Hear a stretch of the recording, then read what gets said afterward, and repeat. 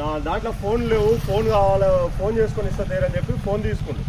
ఏదో రేషన్ కార్డుకి వేయండు, షాప్ కార్డుకి వేయండు.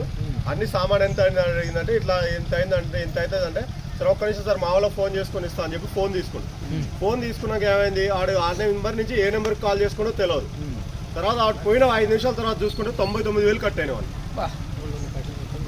తెలిసి కూడా ఫోన్పే ఉన్న నెంబర్ నుంచి ఎవరికైనా సరే ఫోన్పేకి బ్యాంక్ లింక్ ఉన్న నెంబర్ ఏదైనా సరే వాళ్ళకి ఇవ్వకండి. ఏది ఉంటే ఒకవేళ మీరు ఇవ్వాలి అనుకుంటే వేరే నెంబర్ ఏదైతే ఉంటుందో మనిషికి ఖచ్చితంగా 2 నెంబర్లు వేయాలి. ఒక నెంబర్ లేకుంటే అయితే ఎవరు లేరు.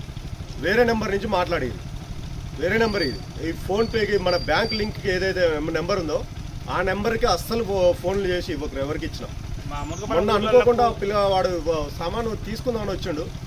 ఒక్క ఫోన్ చేసుకొని ఇస్తాను మా వాళ్ళకి ఇట్లా డబ్బులు పంపి అని చెప్తా ఫోన్ చేసుకోను. వాడు ఫోన్ చేసుకొని వెళ్ళిపోయింది, మళ్ళీ వస్తా అన్న వెళ్ళిపోయింది. వాడు వెళ్ళిపోయిన 2 నిమిషాలు 99,000 కట్ అయింది.